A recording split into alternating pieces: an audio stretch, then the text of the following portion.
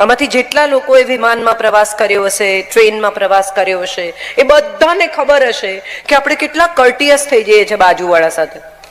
It's okay, રહેવા દો ને, વાંધો નહીં, તમને વાગ્યું નથી ને, સોરી હા. અને એ જ ઘરમાં જો ભાઈ હોય, પત્ની હોય, પતિ હોય, આગો ખાસ વચ્ચેથી, જેની જોડે રોજ રહેવાનું છે, એની સાથે તોછડામાં તોછડા, અને જેને એક વાર મળ્યા છે, કોને ખબર ફરી જિંદગીમાં એ તમારી ફ્લાઇટમાં હશે કે નહીં હોય, છતાં એને આપણે કેટલું અદ્ભુત આપણું ઉત્તમ વ્યક્તિત્વ પ્રદર્શિત કરીએ કે હું તો બહુ ભણેલો, હું તો બહુ ભણેલી, હું તો બહુ એકદમ કર્ટિયસ, એકદમ વ્યવસ્થિત. I am so sorry, thank you so much. કેટલી આપણી ભાષા બદલાઈ જાય અજાણ્યા લોકો સાથે, અને પોતાના લોકો સાથે આપણને કદી સારી રીતે બોલતા આવડ્યું જ નહીં. જેની ખરેખર રોજ જરૂર પડવાની છે, સવારે ઉઠીને જેનું રોજ મોઢું જોવાનું છે, એની સાથે સૌથી ખરાબ રીતે વર્તીએ છીએ. અને આ હમણાં છેલ્લા 10-15 વર્ષમાં થયેલો આપણો ફેરફાર છે. આ પહેલા નહોતું, આ હમણાંથી થયેલો આપણો ફેરફાર છે. આપણે એવું દેખાડવું છે કે આપણે બહુ સજ્જન છીએ, બહુ ભણેલા છીએ, બહુ સોફિસ્ટિકેટેડ છીએ, અત્યંત વ્યવસ્થિત માણસો છીએ, અંગ્રેજી બોલી શકીએ છીએ. એ આપણે બહારના લોકોને બતાવવું છે. ઘરના લોકો સાથે આપણે કદી સારી રીતે વર્તી શકતા જ નથી સામાન્ય સંજોગોમાં, કારણ કે આપણને એવું લાગે છે કે ઠીક છે, હવે એમાં શું છે, એને હું દેખાડો, અને એને બધું ખબર જ છે. સો F is for forgiveness. આ ક્ષમા છે ને, એ પરિવારને બાંધનારી સૌથી મોટી દોરી છે. બધા સરખા ન જ હોય, 5 આંગળીઓ સરખી નથી. 5 આંગળીઓ વચ્ચે વિવાદ થયો, અને 5 આંગળીઓ એકબીજાને કહ્યું, તો પહેલી કહે છે કે મારા વિના શું થાય, હું ચીંધવાના કામમાં આવું. બીજીએ કહ્યું કે હું સૌથી ઊંચી છું, તમારા બધામાં હું સૌથી લાંબી છું. ત્રીજીએ કહ્યું કે હું તો દેવની પૂજામાં કામ લાગુ. ચોથીએ કહ્યું કે મારા ઉપર ભગવાને ગોવર્ધન ઉચકેલું. અંગૂઠાએ કહ્યું કે મારા વગર તમે બધા નકામા છો, તમારે 4 જણનો કોઈ ઉપયોગ નહીં જો અંગૂઠો ન હોય તો. અને ત્યારે કોઈકે એમ કહ્યું કે 5 ભેગા થાવ ને તો શાબાશી આપવાના કામમાં લાગો. એથી આગળ 5 ભેગા થાવ ને તો કોઈ વસ્તુ ઉચકી શકો, 5 ભેગા થાવ તો મુક્કો બને, કોકને ઠોકી દેવાય. 5 ભેગા થાવ તો હાથ લંબાવી શકાય, હાથથી કંઈ આપી શકાય. એકનો કોઈ ઉપયોગ નથી. આ 5 ભેગા થાય ને તો જ હથેળી બને છે. ભલે બધા જુદા છે, પણ બધા જુદા છે છતાં આપણી હથેળી કેટલી સરસ લાગે છે. તમે વિચારો, એક આંગળી ન હોય તો કેવી લાગે. આ 5 ભેગા છે ને માટે જ આ હથેળી આટલી સુંદર લાગે છે. એવી રીતે પરિવારમાં પણ બધા ભેગા હોય ને તો જ એ પરિવાર પરિવાર કહેવાય છે. માફ કરતા શીખીએ સૌથી પહેલા, અને આપણા સંતાનોને પણ માફ કરતા શીખવીએ. મોટા ભાગની મમ્મીઓને મેં જોઈ છે કે સંતાનોની હાજરીમાં દાદી વિશે, કાકી વિશે, ફોઈ વિશે ચર્ચા કરે છે. ન કરો. હમણાં કહ્યું ને કે સ્પષ્ટ વક્તા છે, હું બધાને સાચે કહું છું આ વાત. ન કરો તમારા સંતાનની હાજરીમાં. તમારે માટે સાસુ હશે, તમારા સંતાન માટે દાદી છે. આ કદી નહીં ભૂલતા. તમને ભલે સાસુ લાગે, તમારા સંતાન માટે તો એ ગ્રેન્ડમધર છે, વાલી છે, ખૂબ વાલી છે. અને દાદી માટે એ ગ્રેન્ડ ચાઇલ્ડ છે, તમે ભલે એના માટે વહુઓ. સો ફોર ધેમ એમની રિલેશનશિપ જુદી છે ને તમારી રિલેશનશિપ જુદી છે, એને મિક્સ નહીં કરો. હમણાંથી મેં બહુ જોયું છે કે છોકરાઓ ઇંગ્લિશ મીડિયમની શાળામાં ભણવા જાય, પછી દાદી જો સાથે ફોર્ચ્યુનેટલી સદનસીબે રહેતા હોય એને વાર્તા કે, તો દાદી એમ કે એક હતો પોપટ, એટલે મમ્મી દોડતી આવે કે પોપટ નહીં કહેવાનું, સ્કૂલમાંથી શીખવાડ્યું છે પેરેટ કહેવાનું, તમારે ગુજરાતીમાં એની સાથે વાત નહીં કરવાની, આવું શીખવાડ્યું. જો આપણા મૂળ ખોવાઈ જશે ને તો આપણી પાંખોનો કોઈ અર્થ નહીં રહે, કારણ કે પાછા ક્યાં આવીશું? આપણી ભાષા, આપણા સંસ્કાર, આપણી સંસ્કૃતિ એ ગ્રેન્ડ પેરેન્ટ્સ દ્વારા જ બાળકો સુધી આવશે. નાનું 3 વર્ષનું બાળક ઘરમાં દાદા દાદી હોય ને તો શ્લોક બોલતા શીખી જાય, અને તમને ખબર ન પડે કે ક્યારે શીખી ગયું. તમને કલ્પના ન હોય એવી રીતે ભગવાનની પૂજા કરતા શીખી જાય, શ્લોક બોલતા શીખી જાય, સંસ્કૃતિ શીખી જાય, સંસ્કાર શીખી જાય, પ્રણામ શીખી જાય, નમસ્તે શીખી જાય. આ એટલું જે કરો ત્યાંથી આપણી સંસ્કૃતિ શરૂ થાય છે. બાળક ઇન્સ્ટ્રક્શન લેતું થાય ને, આંખો ક્યાં છે, બધાના ઘરમાં ટેલેન્ટ શો થતા જ હશે. છોકરું સહેજ સમજણું થાય એટલે ટેલેન્ટ શો કરે મા બાપ. જો બતાવી દો અંકલને આંખો ક્યાં છે, એટલે આમ બતાવે, પછી હાથ, પછી કાન. એ પછીનું પહેલું સ્ટેજ છે ને જે કરો આવે. એ જે શું છે, કોણ શીખવે છે? Grandparents. અંકલને ગુડ મોર્નિંગ કરો ના, જે કરો. જે આપણી સંસ્કૃતિ છે.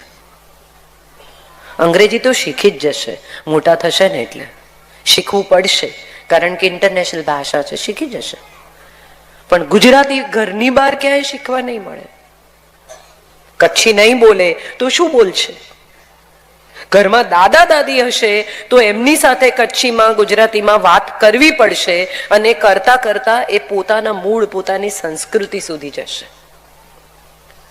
તમારા ઇનલોઝ સાથે થયા જ હશે પ્રશ્નો.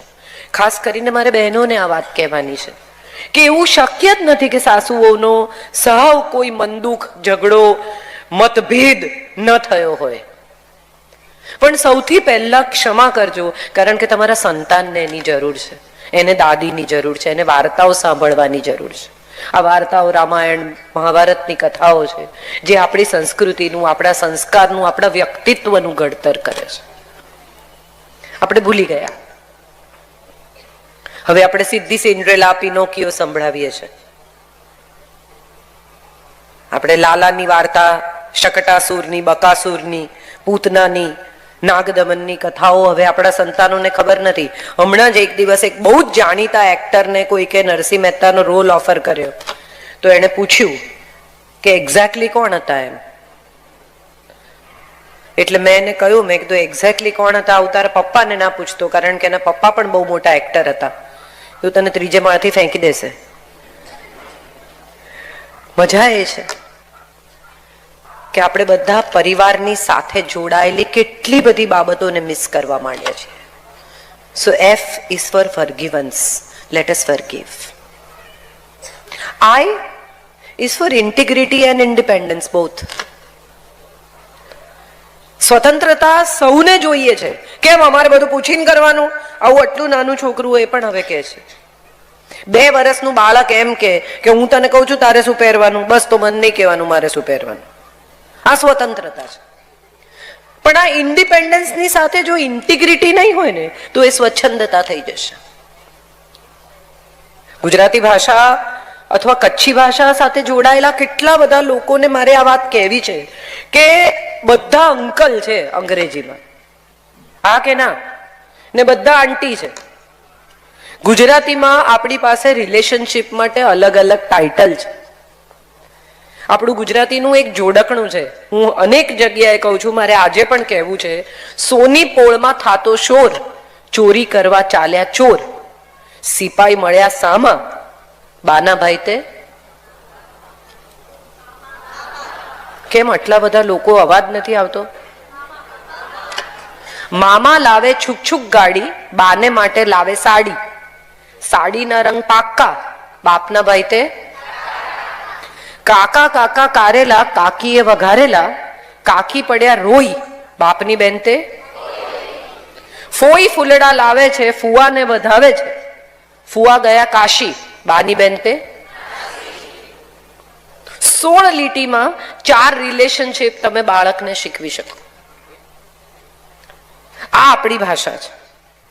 આ ભાષા આપણે આપણા વારસામાં નથી આપી શક્યા, કારણ કે જે વારસો આપી શકે એવા લોકો આપણી સાથે રહેતા નથી. અને સૌથી મજાની વાત શું છે ઇન્ટિગ્રિટી અને ઇન્ડિપેન્ડન્સની ખબર છે? માતા પિતા, દરેક માતા પિતા, આમાં આપણા માતા પિતા, આપણે માતા પિતા, બધાની વાત છે. જ્યારે બાળક જન્મે ને ત્યારે એમની પાસે એવો સમય નથી હોતો એ કમાવામાં, ફ્યુચરના વિચારોમાં, ઇન્વેસ્ટમેન્ટ્સમાં, બીજા બાળકની એક નસીબ વિશેની આખી ડિઝાઇન બનાવવામાં, એને માટે ઘર, એને માટે ઇન્વેસ્ટમેન્ટ, એને માટે આમ, એના એજ્યુકેશન માટે પૈસા, આ બધું કરવામાં માતા પિતા અત્યંત વ્યસ્ત હોય છે, જ્યારે દાદા દાદી પ્રમાણમાં નવરા હોય છે. અને એ જ્યારે ફ્રી હોય ને ત્યારે એમણે પોતાના સંતાનને જે સમય નથી આપ્યો ને એ બધો સમય એને પોતાના સંતાનને આપવો છે, જે આપણે મિસ કરી ગયા છીએ. એક બહુ જ સુંદર વિનેશ અંતાણીની નવલકથા છે દરિયો, લઘુ નવલ. મને ખબર નથી કોઈએ વાંચી છે કે નહીં, પણ વિનેશભાઈ કચ્છના છે માટે મારે આ વાત અહીંયા મેન્શન કરવી છે. એમાં દાદા અને ગ્રાન્ડચાઇલ્ડના સંબંધની જે વાત કરી છે, બે જ જણાની વાર્તા છે, પણ ગજબ વાર્તા છે. અમારા એ દાદા વિપુલ વડશા ભવ્ય વિભવી, વિશાળી છાયાએ અમ સકળ સંતાપ હરતા, હતું એ હૈયું તો. કેટલી સુંદર વાર્તા. તમે વિચાર કરો એક ગ્રેન્ડફાધરની કલ્પના કેવી હોય. So independence is wonderful thing. I am not saying independence is not wonderful because I am an independent person અને મારો ઉછેર ખૂબ ઇન્ડિપેન્ડન્ટલી થયો છે. પણ જો હું આ ભાષા સારી બોલી શકું છું અથવા હું ખૂબ વાંચતી થઈ તો એને માટે મારે મારા ગ્રેન્ડફાધરને થેન્ક યુ કહેવું જોઈએ. હું આજે જે કંઈ છું એમાં મારા દાદાજીનો ખૂબ ખૂબ ફાળો છે. સો આપણે બધા આ વાત સમજવી જોઈએ કે એક પરિવારનું ઇન્ટિગ્રેશન પણ એટલું જ મહત્વનું છે જેટલી એક વ્યક્તિના ઇન્ડિપેન્ડન્સનું મહત્વ છે. એકલો સ્વતંત્ર માણસ શું કરશે? આપણે આ જે ઇન્ડિપેન્ડન્સ અને ઇન્ટિગ્રિટીનું પ્રમાણ છે ને એને ગૂંચવી કાઢ્યું છે. બધાને સ્વતંત્ર થઈ જવું છે, બધાને એમ છે કે મને મારી રીતે જીવવા દો. હા, તમે તમારી જ રીતે જીવો, પણ એક પાસે અનુભવ છે અને એક પાસે આંખો અને નવી ટેકનોલોજી છે. આ બંને જો ભેગા થઈ શકે તો કેટલું અદ્ભુત પરિણામ આવી શકે, જેનો વિચાર આપણે કરતા નથી. એક ઘરમાં બહુ મજા આવે. મેં હમણાં જ એક મોમ, મમ્મી અને સાસુજી આવો એક લેખ લખ્યો હતો. સવારના દાદાજી એમ કહે કે બ્રેકફાસ્ટમાં એમને શું ખાવું છે અને છોકરાઓને બ્રેડ ખાવી છે. પછી મારી ઉંમરની જે સ્ત્રીઓ છે બધી 50-55ની આજુબાજુ, એ બધાની ફરિયાદ બહુ ઇન્ટરેસ્ટિંગ છે. એ બધાનું કહેવું એવું છે કે અમે અમારી સાસુની બહુ સેવા કરી, હવે અમારે અમારી વહુની સેવા કરવાની. આઈ એમ શ્યોર આ બધા આમાંથી ઘણા લોકો મારી સાથે અગ્રી થશે, કારણ કે વહુઓ હવે કામ કરે છે, ભણેલી છોકરીઓ. અને હું ઘણી વાર કહું છું કે પપ્પાની પરી ને મમ્મીનો રાજા બેટો આ બે જણા પરણે. હવે જે પાપા કી પરી છે એ મમ્મીના રાજા બેટા સાથે પરણે, પછી એને પરી નથી રહેવાનું એ વાત એને કહે કોણ? એટલે એ બિચારી સાસરે જાય પછી એને પાંખો કબાટમાં વાળીને સાચવીને મૂકી દેવાની છે, ઉડવાનું નથી. જો એ ઉડવાનો પ્રયત્ન કરે તો પ્રશ્નો શરૂ થઈ જાય છે. ગમે તેટલું ભણેલી પુત્રવધુ ઘરમાં આવે તો સાસુને મજા એ છે કે અમે તો આમ કરતા હતા, પણ તમે કરતા હતા એ વાતને 50 વર્ષ થયા, એ પછી 5 દાયકા પસાર થઈ ગયા, એ આપણે ભૂલી ગયા છીએ. ગમે એટલું કરો તો એ શર્ટના કોલર હાથે જ ઘસીને વોશિંગ મશીનમાં નાખવાના. મશીનમાં કોલર ચોખ્ખા ધોવાતા નથી. આવી સાસુની માન્યતા છે. એટલે તો આ લોકો એડ બનાવી 10 હાથો કી શક્તિ, કે હાથ છે ભાઈ, આમાં હાથથી થાય છે. અહીંયા પાણી છે, ડોન્ટ વરી. શિલ્પાબેન બહુ કેરિંગ છે. તો આઈ છે એ ફોર ઇન્ટિગ્રિટી અને ઇન્ડિપેન્ડન્સ બંને માટે છે. મારે જે એ વિશે વાત કરવી છે એની પહેલા મેં આઈ માટે એટલા માટે વાત કરી કે આપણે બધા જ્યારે આઈ લવ યુ કહીએ છીએ ત્યારે આઈ પહેલા આવે છે, યુ છેલ્લે આવે છે. I love my family, I capital, I love my family. હું, મારી વાત એ છે ને એ એક્સેપ્ટન્સનો છે. જો સ્વીકારશો ને તો જ ઇન્ટિગ્રિટી આવશે. બધા જુદા છે, મેં કહ્યું ને 5 આંગળી જુદી છે. કરોડો લોકો, 8 અબજ લોકો આ દેશમાં છે, આ દુનિયામાં છે. 8 અબજ લોકોની ફિંગરપ્રિન્ટ્સ અલગ છે. એનો અર્થ શું થયો? કે 8 અબજના મગજ અલગ છે. કોકને લાલ ગમે છે, કોકને ભૂરો ગમે છે, કોકને લીલો ગમે છે, કોક કે મને તો તીખું ભાવે જ નહીં, કોક કે હું તો તીખા વગર ખાઈ ના શકું, કોક ઉપરથી મીઠું લે, કોઈ કે ઉપરથી મીઠું ખવાય જ નહીં, કોઈ કે 10 લીટર પાણી પીવું જોઈએ, કોઈ કે કિડનીને એટલું બધું કામ કરાવાય જ નહીં. અને એમાં સૌથી વધારે મજા કોવિડમાં આવેલી. હમણાં જ મને કોઈ એક જોક બહુ સરસ મોકલ્યો છે કે મેં આમ કરી લીધું, સૂંઠનો ઉકાળો પી લીધો, ફલાણું કરી લીધું, આમ કરી લીધું, થાળી વાડકા વગાડી લીધા, દીવો કરી લીધો, મેં મારે બધું ટેસ્ટ કરાવી લીધા, બધું કરી લીધું, હવે મારે શું કરવું જોઈએ? આવું એક જણે ડોક્ટરને SMS કર્યો. એટલે ડોક્ટરે એને કહ્યું કે હવે તું અમર થઈ ગયો, તને કોક નાભીમાં તીર મારે તો જ તું મરીશ. તે આટલું બધું કરી નાખ્યું, હવે તારે શું કરવાનું બાકી રહ્યું? મજા એ છે કે કોવિડના ટાઈમમાં બધા જ્ઞાની થઈ ગયેલા, દરેકને અંદરથી અંતર જ્ઞાન થયું. માણસ અંતે એકલો જ છે, કોઈને કંઈ મળવાનું નથી, બધાએ બધું મૂકીને જતા રહેવાનું છે. આપણા બધા નજીકના લોકો જતા રહે. હમણાં એક ભાઈએ મને વિડીયો મોકલ્યો છે, એક્ઝેક્ટ ગુરુદત્તની જેમ આમ ઉભા રહીને બિછડે સભી બારી બારી, આટલા લોકો, એના કોણ કોણ કોવિડમાં મરી ગયા, એના બધાના ફોટા. એટલે મને, હું તો એમાંથી કોઈને ઓળખતી નથી, આ વિડીયો મને કેમ મોકલ્યો છે? એટલે મેં એમને પૂછ્યું, મેં કીધું મને કેમ મોકલ્યો છે? તો કે મારું દુઃખ બતાવવા. બહુ સરસ. આમાં તો દુઃખ બહુ સારું છે એવું ન કહેવાય. શું કહો તમે? મજા એ છે કે કોવિડના સમયમાં આવેલું આપણું બધું જ્ઞાન કોવિડ પછી પાછું જતું રહ્યું. આપણને બધાને એમ હતું કે અંતે તો બધાએ ફેમિલીની સાથે જ રહેવાનું છે. પુરુષોએ ઝાડુ પોતા કરતા ફોટા મૂકી દીધા, વિડીયો મૂકી દીધા. તમે વિચાર કરો, સ્ત્રીઓ કેટલી સદીઓથી રોજ આ કામ કરે છે, એમણે તો કોઈ દાડો વિડીયો ના મૂક્યો. અને પુરુષોએ 3 મહિના ઝાડુ પોતા કર્યા, ઘરના વાસણ કર્યા, એમાં તો વિડીયો ફરતા થઈ ગયા કે બહુ કામ કરે, બહુ કામ કરે. મજા એ છે કે આ બધી વાતમાં આપણે હસી શકીએ છીએ, કારણ કે આપણે એક્સેપ્ટ કરી લીધું કે ઘરની બહાર જઈ શકાય એમ નથી. ઘરમાં 2 કે 4 કે 5 જ લોકો છે, અને હવે મદદ નહીં કરીએ તો મેળ નહીં પડે, સમય પણ પસાર નહીં થાય. બેઠા બેઠા કરશો શું? ચલો કઈ નહીં, એના કરતા ઝાડુ પોતા કરી નાખીએ. એ વિચારે પણ ઘણાએ કર્યા હશે. મજા એ છે કે આ એક્સેપ્ટન્સ કોવિડના ટાઈમમાં કેવું આવી ગયું. એટલે સમય ખરાબ હોય, પરિસ્થિતિ ગૂંચવાય, પ્રશ્નો આવે, ત્યારે આપણે બધા ભેગા થઈ જઈએ, ત્યારે આપણું જ્ઞાન જાગી જાય છે, ત્યારે આપણને બધી સમજણ આવી જાય છે, ત્યારે આપણે બહુ જ બુદ્ધિશાળી બની જઈએ છીએ, ત્યારે આપણને અંતર જ્ઞાન થાય છે, ફિલોસોફિકલ થઈ જઈએ છીએ. અને જેવી પેલી પરિસ્થિતિ કે મુસીબત જતી રહે એટલે આપણે હતા ત્યાંના ત્યાં.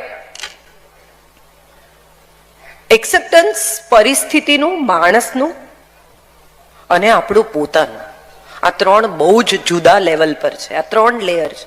પહેલા તમે સ્વીકારી લો મારામાં શું પ્રોબ્લેમ છે.